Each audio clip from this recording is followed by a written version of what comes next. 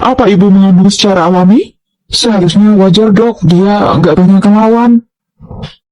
Maksud dokter kita pakai bayi tabung atau enggak? Ada penyakit bawaan enggak? Udah berapa lama hamilnya? Apakah normal? Kayak gitu aja masa kamu nggak tahu sih ya?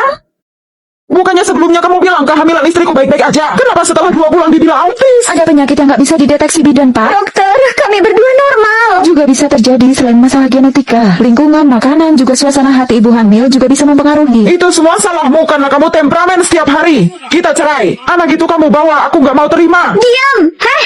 Maaf ya. Selama hamil kamu harus jaga emosi yang, jangan marah-marah.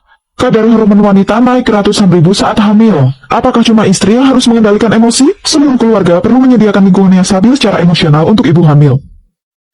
Ma, tolong jangan kamu diam aja, jangan lari-lari. Apa? Mama mau potong rambutku ya. Mama melakukan ini demi kebaikanmu aja. Nggak nyaman nyuci rambut dengan perut besar, apalagi setelah melahirkan. Dengerin mama aja itu. Itu saran yang baik kan? Aduh, dia udah merawat dan manjain rambutnya selama bertahun-tahun. Dokter bilang harus jaga lingkungannya stabil. Masa dia harus stres cuma gara-gara potong rambut? Suami harus menjaga istrinya. Ma, bukan cuma keadaan fisik, apa mama mikirin perasaannya? Ada banyak hal yang nggak bisa Ajeng lakuin selama kehamilan. Kenapa mama mempermasalahkan hal kecil kayak gini? Kamu ya. Gak apa-apa sayang, nanti ku belikan ikat rambut ya, kamu jadi tambah cantik. Iya. Sayang, aku kangen mamaku. Kamu bisa nggak nganter aku pulang ke rumah? Hei, kamu kan lagi hamil. Gimana kalau nanti janinnya keumbang-ambing di jalan? Tuh, sejak hamil kan dia udah lama nggak pulang rumahnya. Udah wajar lah kalau dia kangen. Kalau aku jemput orang tuanya ke sini, pasti dia senang. Aku juga bisa minta nasihat dari papa mertua.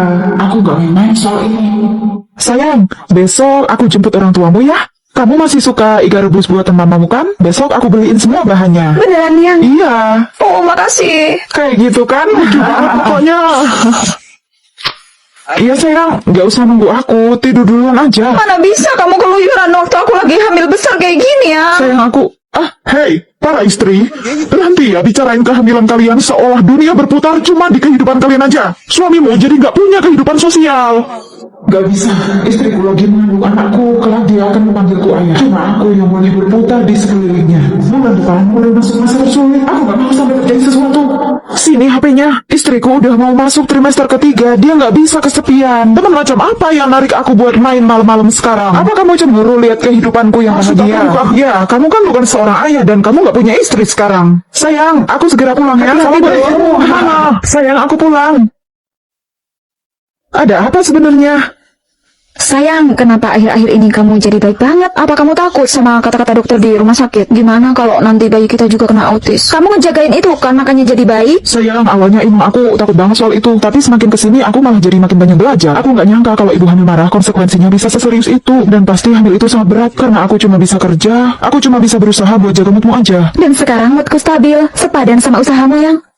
Aduh sayang, makasih ya. Tapi kamu nggak perlu kan buang air kecil di sofa. Sofanya basah. Oh, itu air ketuban yang... Aku udah mau melahirkan. Aku telepon ambulan. Kamu gimana?